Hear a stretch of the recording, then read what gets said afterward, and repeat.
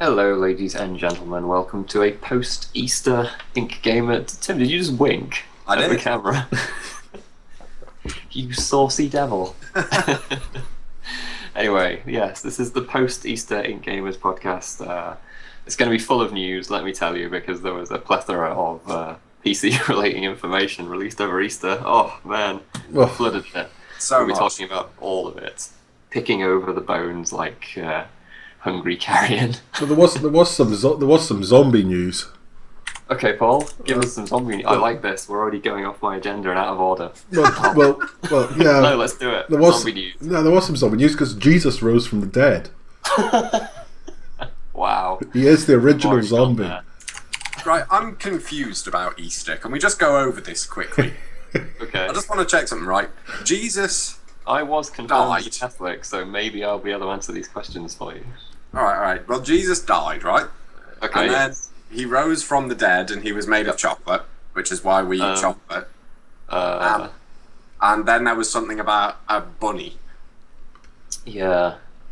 Maybe. I do remember at primary school once being asked, like, before we were allowed to go out and have, like, lunchtime play, we were asked, why we have eggs at Easter or something, and there was some bizarre Catholic tie-in that like none of us could get, and the teacher just got gradually more and more frustrated. So it was something to do with like renewal and rebirth. It's we're 5. We want to go out and play. This is a bit high level for us. This English literature. That's just symbolism more than anything. Seriously, Peter, this Catholic confession of yours it really does explain a lot. Especially the war crimes. Since strayed a little from that path. I was never a particularly hardcore Catholic, I have to say. Except for the war crimes, obviously. Now that we've offended quite a lot of people. Oh my god. Well, there's no news to talk about. So. Here's my top news, right? My top news for this week is, on the 7th of October, quite a lot of games are coming out. That's the best that I can do. Because... No, stick with it. Because Dragon Age Inquisition just announced it's coming out on the 7th of October, which means it's coming out on the same day, in the US at least, as Middle-earth Shadow of Mordor, Alien Isolation, and only 1 week away from Batman Arkham Knight. That's quite a lot of games, isn't it, in like a 1 week period? It's a bit much, I think. Yeah, that's... Can I have a holiday around then? No. We'll have a lot of games to look at. It's probably Dragon Age Inquisition will be the one that you'll be taking, I imagine. In fact, just for that, Tim, you're going to do them be all. Long, Peter. Mm-hmm. Sorry, Paul. You're going to do them all just because you said that. Yay! I'm sure Dragon Age Inquisition and Shadow of Mordor won't be like 40 hours each or something. Alien Isolation might be alright. That seems like it might be shorter. I kind of have a feeling, though, since you played Colonial Marines, that you should probably do Alien Isolation, No. just so that you can draw comparisons. Yeah, fair point. I'll be up for that. So yeah, that's happening. Also, though, something you won't have to wait for is Dynasty Warriors 8 Xtreme Legends Complete Edition, which I'm delighted to say is coming to Western US, EU PCs in May, and I'm really pleased about this because I like Dynasty Warriors quite a lot. That's not actually sarcasm, is it? You are genuinely looking forward to this. Yeah. I like the Dynasty Warriors. I like the Dynasty Warriors series, but primarily I like sort of playing one game about every 6 or 7 years, because that's pretty much all you need. Yeah. They are basically exactly the same. I think that's why I'm interested, because the last one I played was probably like 4 or 5 or something, so there's been a really nice gap. I'm now ready to play another one.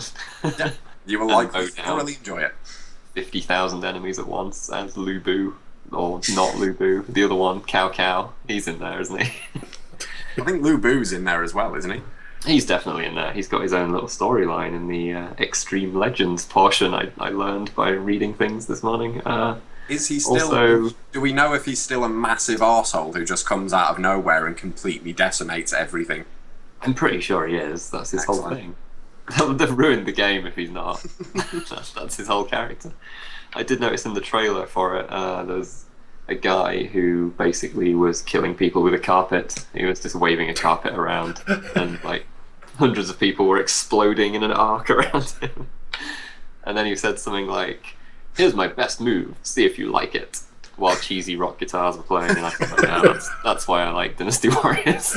That's pretty much the reason I want to play this game. Dynasty Warriors is just one of those really soothing, calming games. You just press one button and 10 people go flying. Yep. I mean, you could play it on like whatever the top difficulty is and actually have a difficult time beating the bosses and stuff, but I don't know why you would want to do that. Yeah, I mean, it can be kind of tricky at times anyway, but yeah, that seems like it would ruin the experience somewhat. Dynasty Warriors isn't about having a really tough tactical battle, it's about running into a group of 200 people and then mashing one button to send them up flying.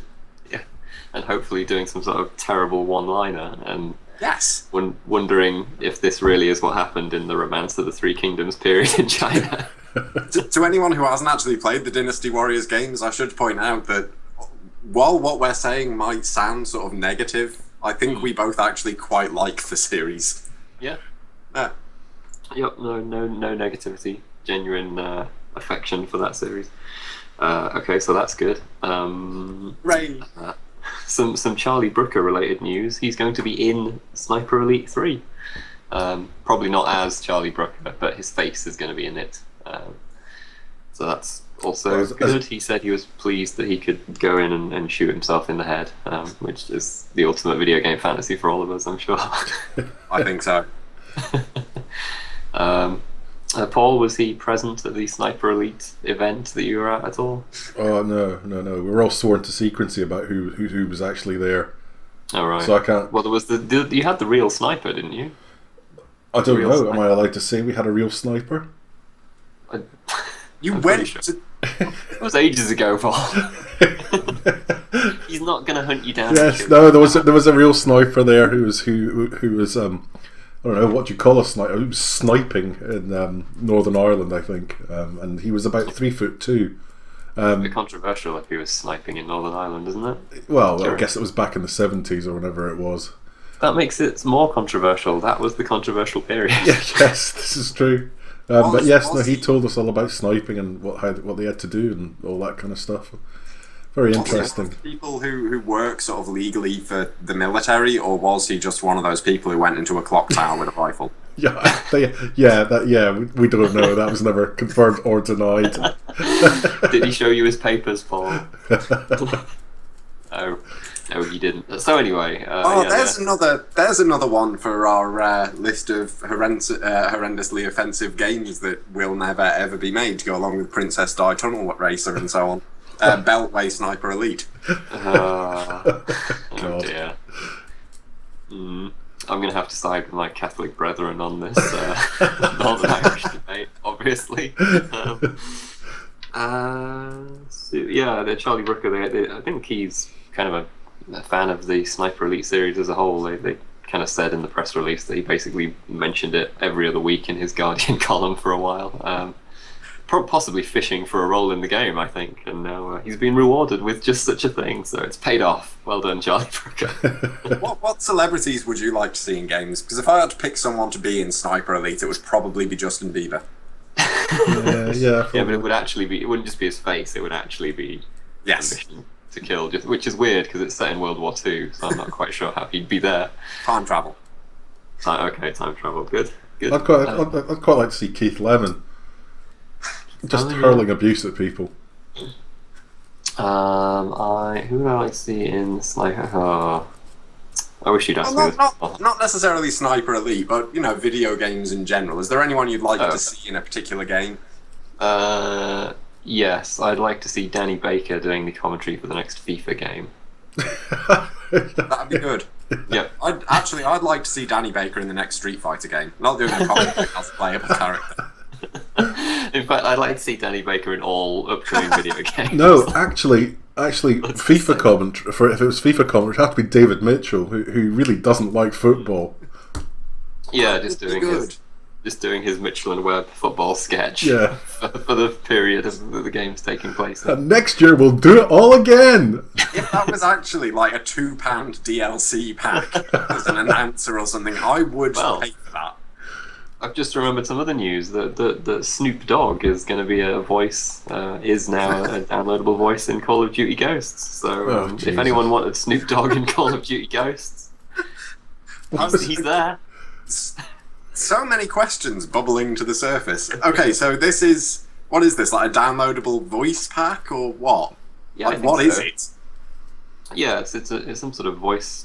I don't really know. It is some sort of voice pack. I think so. He does the announcements when you get like the field orders and stuff like that. As far as I'm aware. Okay. Secondly, is this Snoop Dogg or is it Snoop Lion, or which of his many personas is this? Well, is it Snoop Doge? Look for Snoop Doge on Google and search, everyone. You'll be rewarded.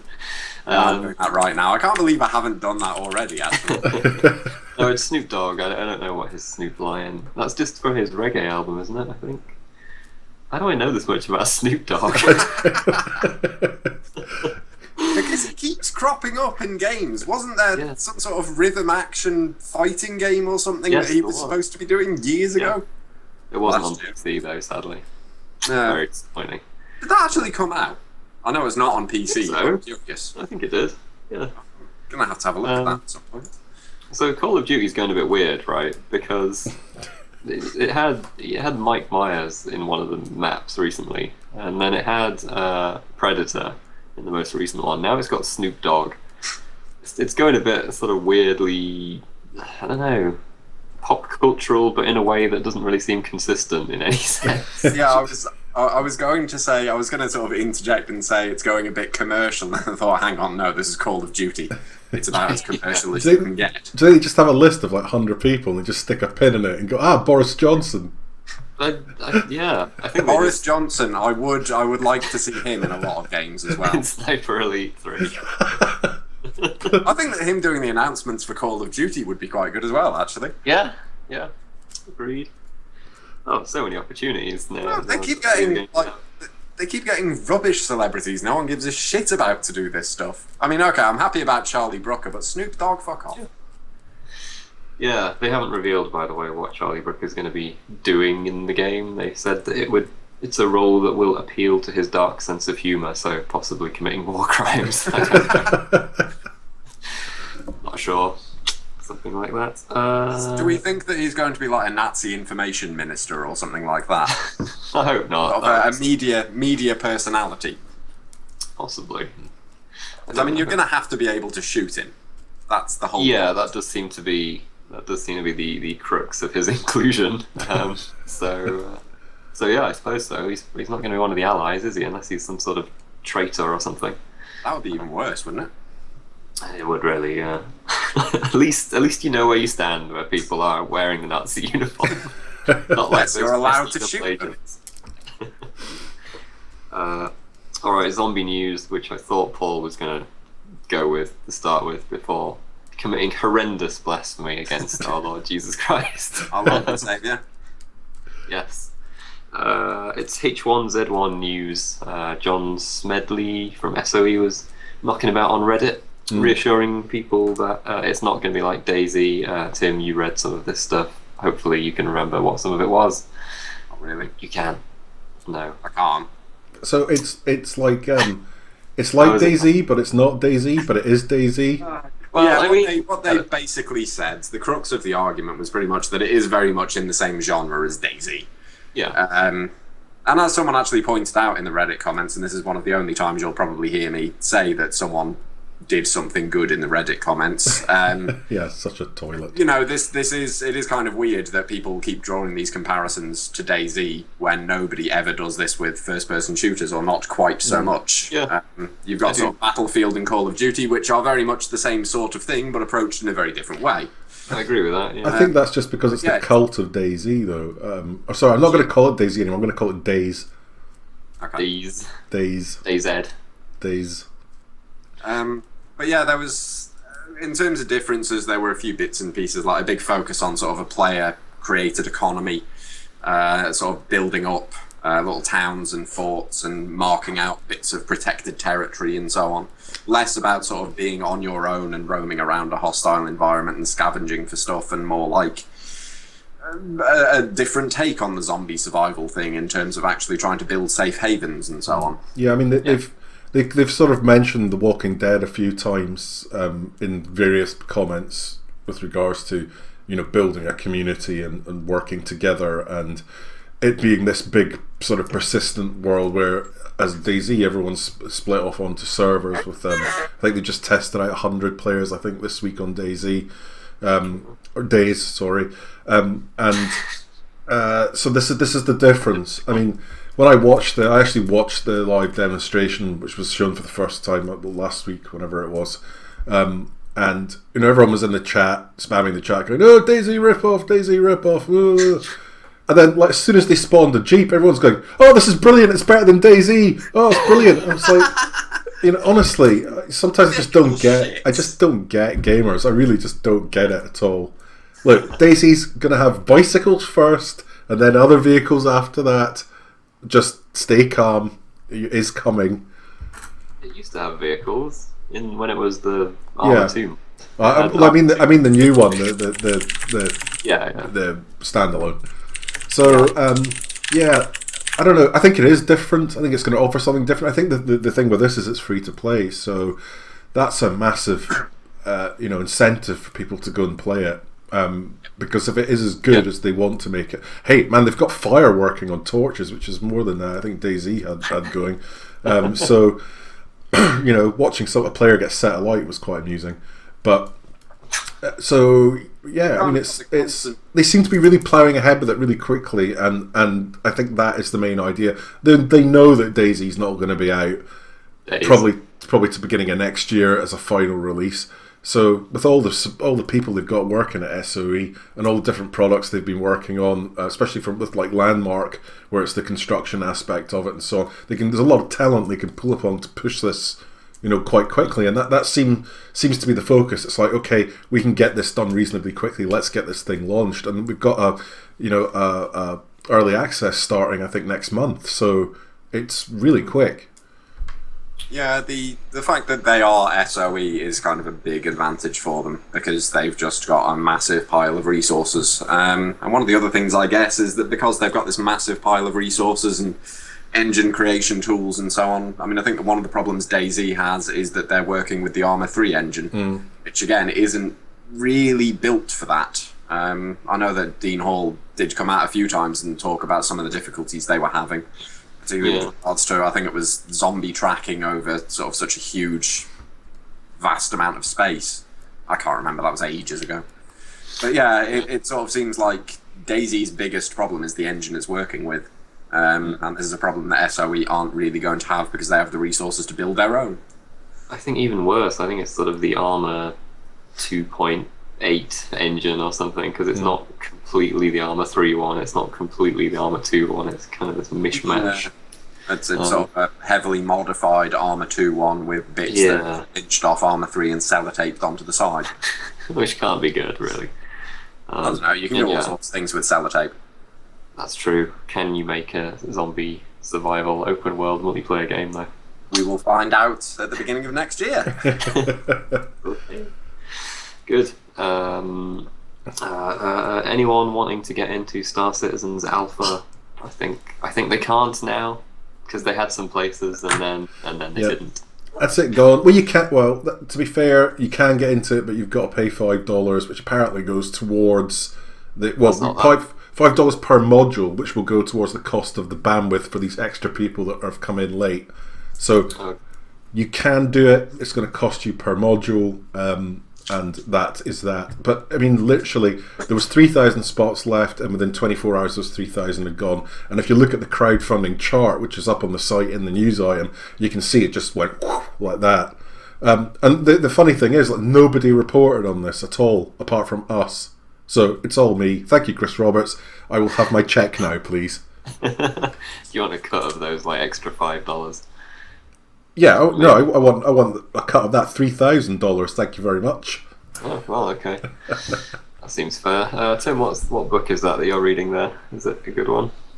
Is that you reading Mein Kampf again, Tim? I've never read that, actually. I don't know. Spanish Ambassador's Suitcase. Alright. Haven't heard of that. I'm so glad you decided to read a fucking book in the middle of our podcast, Tim. You're talking about Star Citizen. What the fuck else am I supposed to do? My God, don't you guys get it? It's just going to be the best thing ever. What is the Spanish ambassador's suitcase about? It's a load of sort of diplomatic thingies sent back and forth from diplomatic posts, letters and so on. Generally sarcastic, funny ones. Okay. Is it real or is it fiction? Yeah, it's real. Okay. That sounds it's very good. Should give it a read. Are we done talking about Oh, Star Citizen? God, we've turned into fucking Richard and Judy's book review corner. Whatever next. Please, no, we're the Radio 5 Live late night book review show or something. Is there any other news? I didn't really manage to scavenge up much more news. The only other thing was Gary's mod getting whacked at the weekend, which was a bit of a weird virus that kind of propagated itself onto servers, onto clients, and then kind of spread. And it basically, people's screens were getting spammed with cough, which was quite amusing. But it was bizarre to see kind of it unfold as people were like hitting the face punch forums, going, "My God, everybody's coughing! What's going on?" It's a virus. Yes. Yeah. What do you expect? Well, fortunately, it got dealt with. Actually, Gary Newman sorted it literally in the morning. There was various patch fixes that were put out on the forums by the community. But yeah, it's a bit of a weird one because it didn't really do anything as far as we can tell, other than people going cough. So it's more of an irritant. It was a little parable about the dangers of not vaccinating your children. You know, you start off, you get a few people, and then suddenly smallpox is back. That's what it's about. Maybe. Don't think it's quite as serious as that, but yeah. That's why it's just a little parable, a little metaphor, but using Gary's mod. Anyway, good to know that was fixed pretty quickly and efficiently, and that it apparently wasn't doing anything particularly terrible to begin with, just doing something sort of amusing. Yeah, there were a few users saying, "Oh, my Steam wallet's been cleared," or "My Steam account's been hacked," and all this kind of stuff. But actually, the good thing about having something that's so community driven is that people actually could dig into the code and sort of say, "No, look, you're talking bollocks." Really? You know, there's nothing in this that is basically nicking your Steam account or having your children or sleeping with your wife or whatever it is. It was all good. So really, the people who cleaned out their Steam funds had probably just done it themselves in a drunken stupor overnight, and then forgotten that they'd bought some shitty game on sale for $8 the night before. All right, good. That was the news, everyone. I'm sure it'll pick up more now. Oh, and just Jesus is back. And Jesus is back too, so that's good news. He's back, died for our sins, and then resurrected himself again. Good, what a good lad. I wonder if when he came back, I wonder if he did like on The Walking Dead, where it always starts going zombie drool. I don't know. Or he just went, "I'm back." Or did he sort of reform himself like a vampire, where they kind of start off as dust and bone and stuff, but then they gradually reform into a full I like to think that he probably, when he came back, he was pretending to be like a zombie just to scare everyone. And he was like, "No, I'm only joking. It's okay, guys." Well, he did that with Doubting Thomas, of course, who was like, "I don't believe that Jesus is back," and Jesus showed up and waved the wounds in his face. I was like, "Oh, what do you think now, huh? What do you think now, punk? Oh man, I'm back, bitch." Yeah, man, we could make an epic game. I think there are quite a few Jesus-themed games out there already, but they're not very good. They're fucking terrible. I've played lots of them. Have you played the latest, what's it called? Left Behind? Yes, that one. No, I think the last one in that series I played was number 3, and that was terrible. Do you think if there's a game, like a Jesus Resurrection game, do you think like when they reboot it every year, it's like Jesus 2014? Then it's version 2000. Easter every year. Yeah, just another number, and it's like FIFA. Slightly nicer graphics. Change the disciple roster around a bit. No sliders, more sliders. More sliders. Bigger beard. He's always got a bigger beard. Listen, the 2014 edition. Yeah, they can use Tress FX for his beard. Yeah, exactly. Yeah. And just think they could choose a different disciple for every box cover. Yeah, they can do that with like exclusives. Like you pre-order it at Game and you get a particular disciple on the box. I've got to get Simon. He's my favourite. Guys, we fucking cracked it. I'd love to see what they come out with for DLC though. Well, DLC Snoop Dogg Jesus voice. Oh no. No. Oh my god.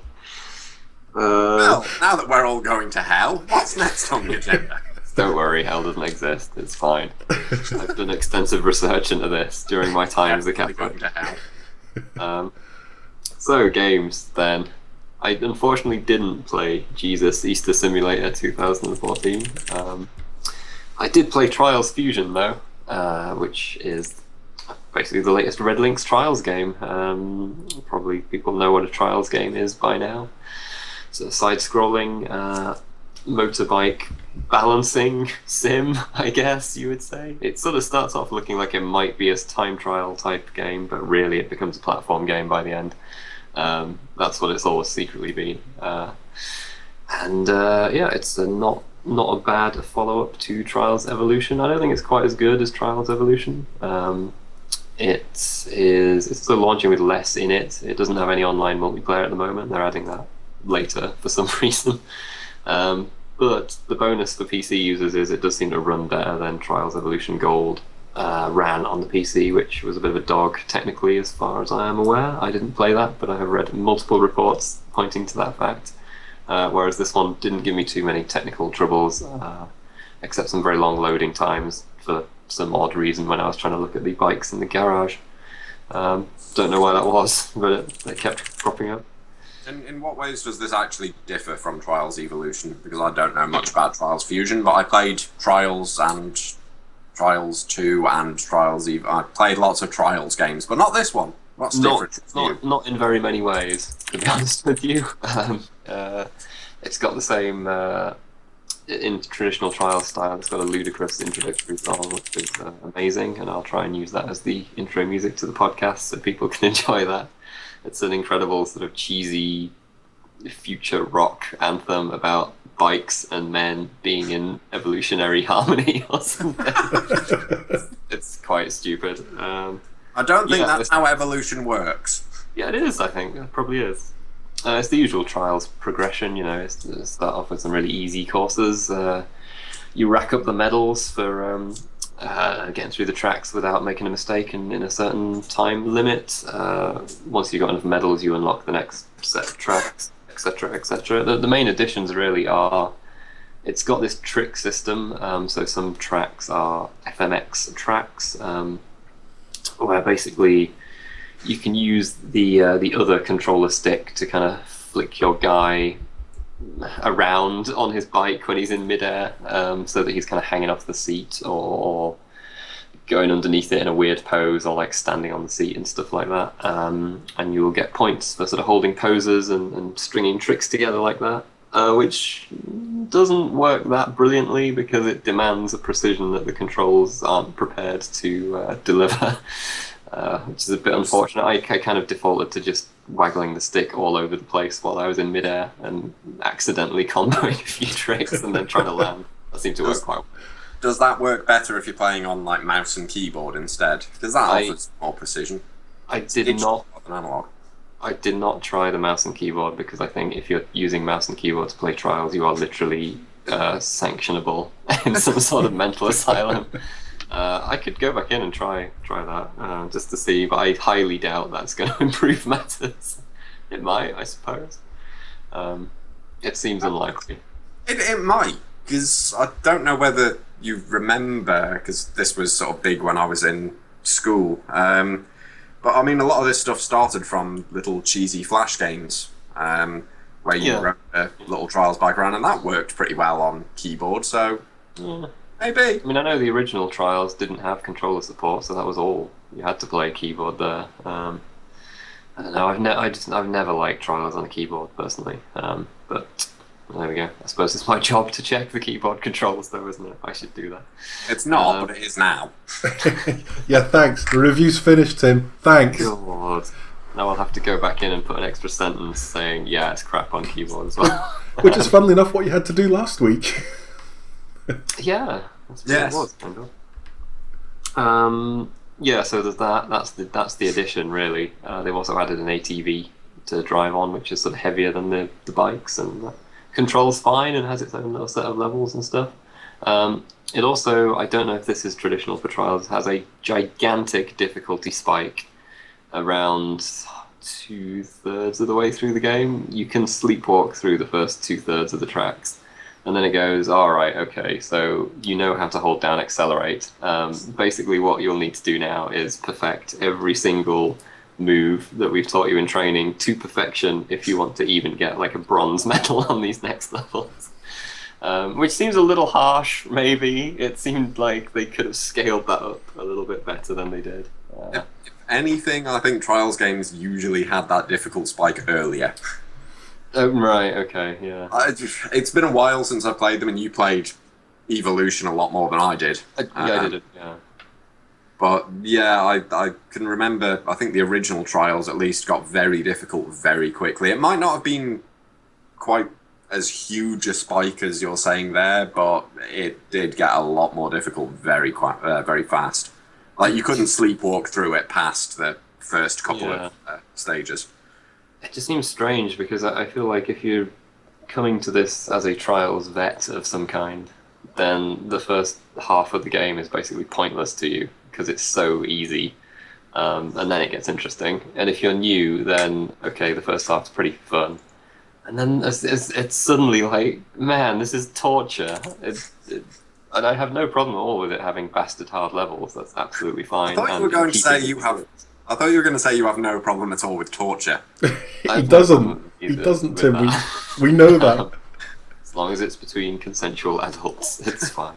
But yeah, it goes from like beginner tracks. Let's just gloss over that, to easy tracks to medium tracks. But there's no discernible difference really between easy and medium. They're both easy, and then it goes to hard, and it's just like, fucking hell, man.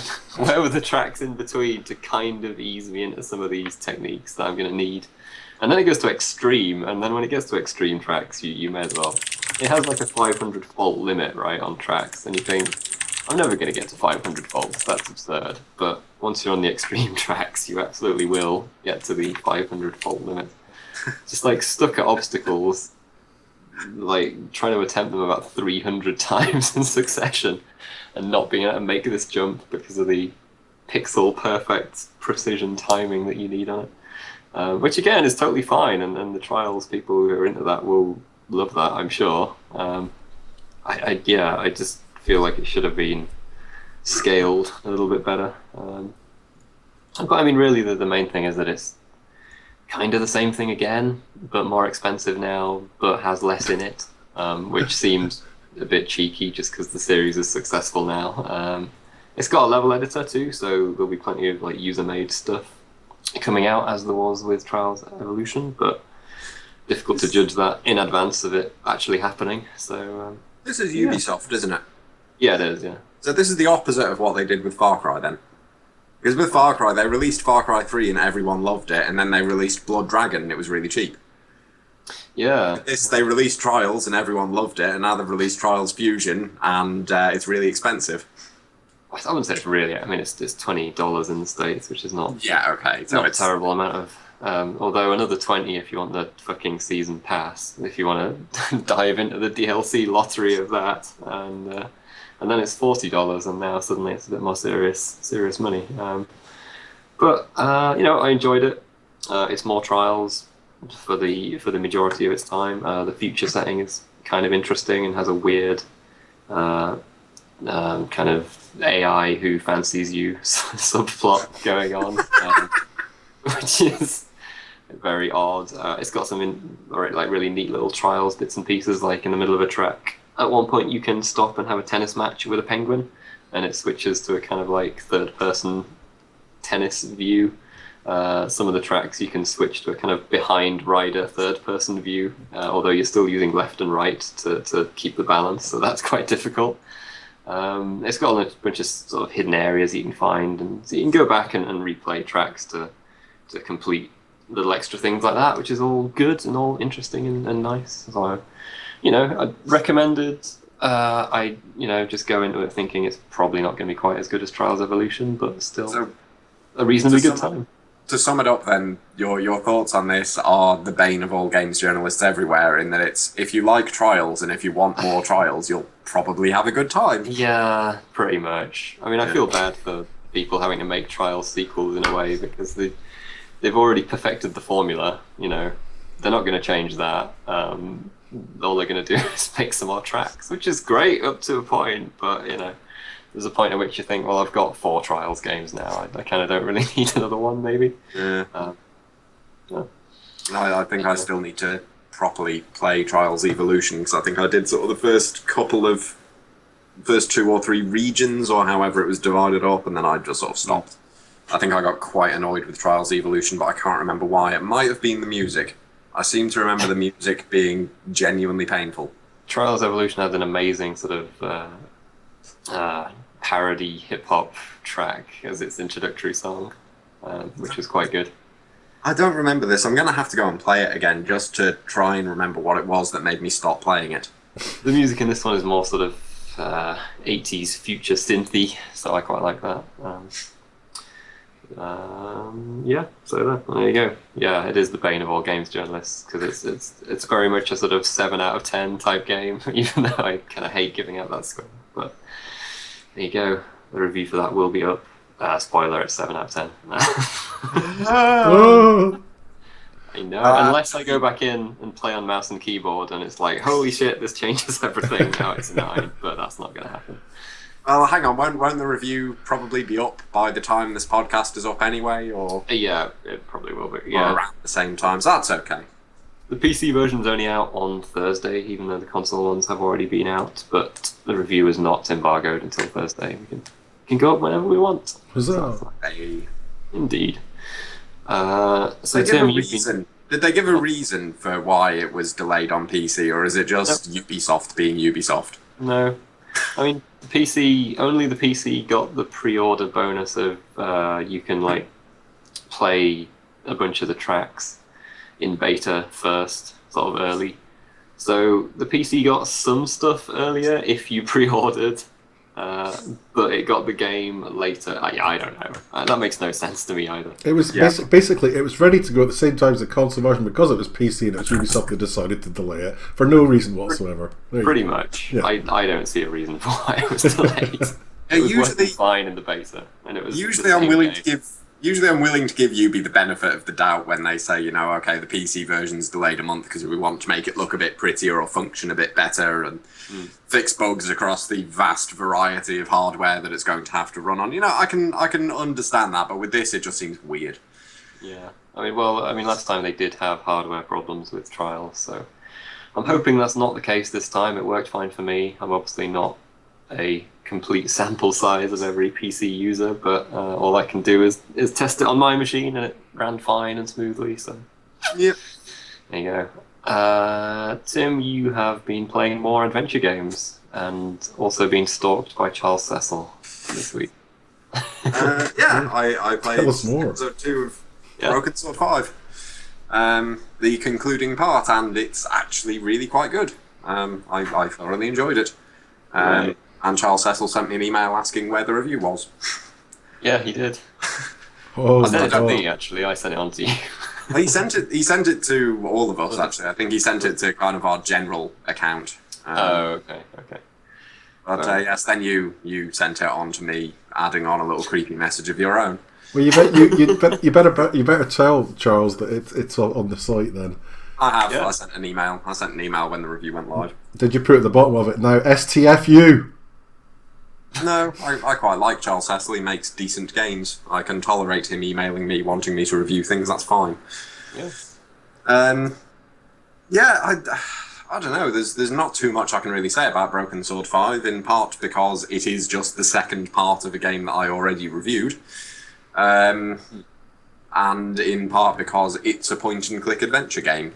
It's a Broken Sword game. If you played Broken Sword 1 or 2, you basically know what to expect, because it's a very faithful, very authentic follow-up to those 2 games.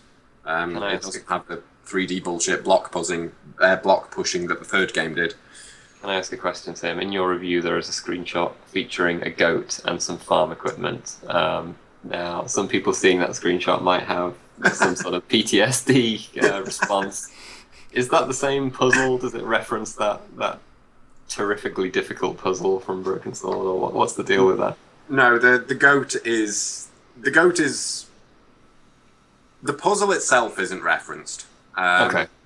As in the puzzles involving the goat in Broken Sword 5 are not horrific. Good. They're actually pretty simple. But yeah, George is not happy to see a goat turn up again. Good. He comments regularly that this is absolutely the worst thing that's happened so far in the adventure, in which multiple people have been shot dead. Is this goat turning up and impeding his progress? So it's a knowing nod, but it's one that I actually quite like. It doesn't feel self-indulgent. No, that sounds good. Well, actually, if I remember rightly, the goat's inclusion was actually a stretch goal in the Kickstarter. It was like the $800,000 stretch goal or something. It's a good stretch goal, including an annoying goat. Yeah, will the goat from the first game will be back? You may or may not be able to murder it. Yeah, well, okay, good. So basically, it concludes the story nicely. Because I mean, obviously, the first review that you did was in the episodic style. This seems like it's good. It's going good places, but not sure yet because obviously there's another half to it. So effectively, what you're saying is yes, the second half concludes it nicely and wraps it up. Yep, it does indeed conclude it nicely. The only complaint I really have, as the review says, is the villain is a bit rubbish, but then all of the Broken Sword villains have generally been a bit rubbish. So again, that's quite authentic. But the first game had Khan, but he wasn't really the villain. Yeah. So he was too good to be the villain. If he was the villain, he would have been shit. Yeah. But yeah, I don't know. The villains in Broken Sword games don't tend to be particularly amazing. And yeah, this kind of follows suit. But the adventure itself is really good. I like the story. I like sort of journeying around far-flung places and finding sort of ancient crypts that have lain dormant for centuries and puzzling out all sorts of mystical bits and bobs. And yeah, it works a lot better as a whole. And I'm pretty certain it was intended originally to be released as a whole rather than split into two. Because when you actually play it now, because I sort of redid the last section of episode 1 to just sort of vaguely refresh my memory as to the last stuff that had happened. Yeah. When you do that, there is no sort of end of part 1, part 2. It just flows directly. Oh, right, okay. So if you play it now, there is no episode break. It's just one complete game. And yeah, it works a hell of a lot better as a whole than it does split into two. Yeah, because I mean, stuff like The Walking Dead from Telltale and Wolf Among Us and stuff, they sort of try to make the episodes self-contained in a way, so they're like a little TV episode, whereas this just sounds more like it was the full game intended to be played in a 5-hour stretch, 6 or whatever. And they just... Probably about 8 or 9, actually, maybe 10, depending on how stuck you get, how much you abuse the hint system. It's reasonably lengthy. Yeah. But it sounds like it was just sort of chopped in two, basically. Pretty much. I mean, the first episode ended at a sensible point. You kind of accomplished one of your main goals, and then it was, oh, but wait, there's more. Here's a twist. But it's the kind of cliffhanger that, I don't know, it doesn't really feel... It was a cliffhanger, but it didn't feel like sort of a telltale cliffhanger in that it was always intended to be one. It just felt like it was the best stopping point they could find. And yeah, it's a bit of a shame, really. I think they... As I say, I don't think they really wanted to do that. It was more that they perhaps had to. I have no idea why. But yeah, it sort of feels like something... It was never intended to be in 2 parts. Yeah. And now, right now, it isn't. So that's great. Yeah. You can buy and play Broken Sword 5, and it's lovely. And you should. Right. Good. Excellent. Yeah. I actually wanted to talk about another game a bit more, but maybe I'll do that next week instead, depending on what Paul's gone on about. Well, I'm actually not going to talk about a game, but I'm actually going to talk about these things, because I've been testing these for a couple of weeks. which are... You've been wearing them the whole time. Yep, yes, I have indeed. These are Gunnar optics, and these are designed specifically for use for long periods in front of the computer, and they're aimed at the gaming market. Now, I've mentioned it a few times in various bits and pieces I've written on the site about my keratoconus eyes, or keratoconus, I think it's called. I think that's what it's called. Anyway, doesn't matter. Whereas effectively my cornea is a bit screwed up, my left eyesight isn't great, my right eye slightly better, so what tends to happen is I either have to wear hard contact lenses, which are uncomfortable, and because my working hours are long, they tend to get sore very quickly. So I opted years ago that I wouldn't go down that route. So, but by wearing glasses, I can't unfortunately get 20/20 vision. I can get, for example, you know, when you're at the opticians and they show you like a circle, and they'll go, oh, what does that? Which one looks sharper, the blue or the green or the red? Well, it doesn't even look like a circle for me. It looks like a letter U, and it's all warped. And it doesn't matter what they do with my eyes; that never goes to a circle. So the best thing that I can do is get glasses that will give me as good as vision as I could possibly get by wearing glasses, but it will never be perfect. I was told that I was legally able to drive still, which was good. but the thing with this is, these are kind of like a middle road for me, where I was getting, because my left eye is so much worse than my right eye, I tend to get migraines a lot above my eye. And so after prolonged use of a computer screen, I tend to get a really sharp pain above my eye socket. So I needed something that could actually try and stop that happening.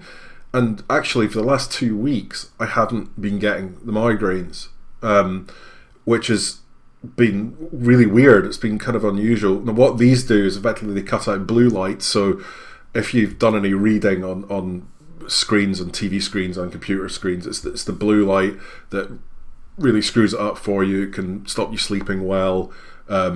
It can just basically give you headaches and things like that. So these are designed specifically to take that out, which is why they're actually, I don't know if you can see it, but they're actually yellow. They're not like sunglasses. They don't block the sun or go make shade, but what it does is it just makes everything like a hue of yellow. So if you're in Britain, they're great because it makes everything look sunny. Even if it isn't. Or it's like playing Deus Ex Human Revolution, I would imagine, where everything is also yellow. Not the fall, though. Actually, so sorry to interject. Peter, have you played Deus Ex Human Revolution's Director's Cut? No, I haven't. One of the very first bits of commentary they said is that they've got loads of sort of tins of yellow paint lying around in the game, and they did that deliberately because the game uses such a sort of yellow art style. It's like, this is their joke. This is people have actually just painted everything yellow. Well, everything is yellow, but it's not. It's not so yellow. The fact that everything's yellow, it just actually just soothes it. It makes sure everything just is the brightness is just taken away. And for me, because of my unregular hours, as you guys know, you know, if I'm working at 4 in the morning or 3 in the morning, normally your eyes are quite tired. What I find is I'm not getting that now. I'm not finding that my eyes are this eye's overcompensating for this eye quite as much, because they're not having to strain so much at the light. Also, I have a tendency, stupidly, usually to watch a bit of TV before going to bed, and it can sometimes, you know, not help me get off too quickly. But with these, it really has helped. I'm usually not one that goes in for sort of peripherals or things that are. It's not really a peripheral, is it? But it's actually one of the few things that I've done that had for gaming or whatever, or a lot of computers. It's actually been working for me. Obviously, it doesn't affect my eye condition. My keratoconus eyes are still there. It's not a solution to that at all whatsoever. But what it has done, it's given me a lot more comfort. Yeah. So definitely worth it if you're using your computer a long time. Yeah. So I'll write something about this anyway. It'll go up on the site. Do you reckon it'd be worth it then for people just in general who are using using a PC for a bunch of hours at a time? You know. Absolutely. I mean, if you spend a lot of time gaming, then I would actually give it a shot, because you can get them prescription. You can actually send your prescription off to them, and they will make them to your prescription. Or you can, if you've got perfect eyes, then basically you can just get the color on the shades, and there's tons of styles, whatever you fancy. I just wanted big ones because don't want any nasty blue light. Massive shields on your eyes. Yeah, absolutely. So yeah, definitely check it out. You can just go to Google, search for Gunnar Optics. There was a program I used to use, actually. I can't remember what the hell it was called, and that's really annoying me. But it basically monitored the time of day. That's right.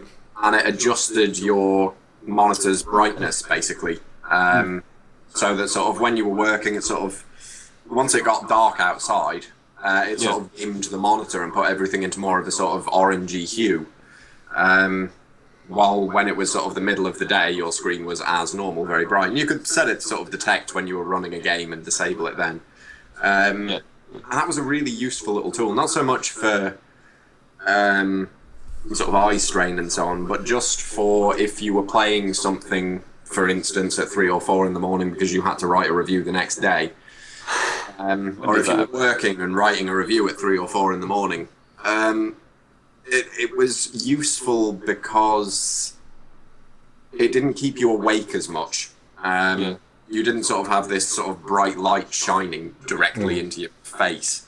You could kind of finish up doing that and you could go to bed, and it sort of felt vaguely natural because it wasn't the computer screen completely messing with your cycles. Actually, oddly enough, for these as well, because I tested it out driving just to see what it was like, and I can see better at dusk with these on than I can with my normal glasses. Right. Everything just seems to be clearer. So yeah, I mean that was weird. I wasn't really expecting that, but sort of around dusk time, you can see things sharper, and that's not my eyesight because I tried it with my normal glasses as well. So how expensive are these glasses? I think it just depends if you're getting a prescription, and there's different types you can get. So probably I don't know, a couple $100 or $100 up, usual sort of glasses prices. But obviously these not bad for a prescription pair, honestly. Yeah. So they're I mean, it's definitely worth thinking about if you have, especially if you've got a prescription. I think, and you're gaming a lot. I would test it out. I mean, it's been great for me. There we go. All right, good stuff. Coming up on our site, there will be a Trials Fusion review, probably up at the moment actually. We have already Tim's Broken Sword Episode 2 review up. So I guess there'll be some Gunnar Optics action at some point. At some point. At some point. I'm not going to commit last to this week, just at some point. This week, of course, is Dark Souls 2 PC week. I have been playing PC code of that, so we'll have a review of that on Friday when that comes out. I've been looking at. I tell you what, I've been looking at a Strike Suit Zero Director's Cut, which is kind of puzzling me a little bit. I talked to you earlier about that, Peter. Yeah, which sounds like a weird instance of reverse PS4 ports or something. And I'm gonna have to. Yeah. I'm actually gonna have to install the original and just have a look myself because we'll reinstall it. I'm not totally convinced by this, but yeah. So that's one's going to take a little bit of fiddling about with, I think. Okay. I'm now intrigued by that. I look forward to this. Well, so Strike Suit Zero Director's Cut first came out on the PlayStation 4, and then they've sort of brought it back to PC. But I think there's been some issues with like options that aren't implemented correctly, and then bits and pieces that aren't working. It sounds like a little bit of a mess right now. Yeah, they're sorting it out. There was a patch put out at the weekend, and some of the options were re-enabled, but stuff like shadows are still not active as of last night. We need shadows. I know, shadows. But obviously the FOV slider and stuff is now working, which it wasn't before. I think the Oculus Rift support isn't in yet either, which was like made quite a big deal of that in the original Strike Suit Zero. Yeah, that was if I remember rightly, that was a test thing for Strike Suit Zero though, because I don't think they actually added it to the pseudo sequel expansion-y thing, whatever the hell it was called. Yeah, there's just some weird pricing going on with this as well, with regards to discounts, people who bought the original and who backed it on Kickstarter and so on. Still trying to get my head around it. Alright, well anyway, all of that coming up on our lovely IncGamers.com site. That and another podcast which we'll be bringing to you next week. Till then, goodbye. Bye. Jesus loves you. And he loves you too.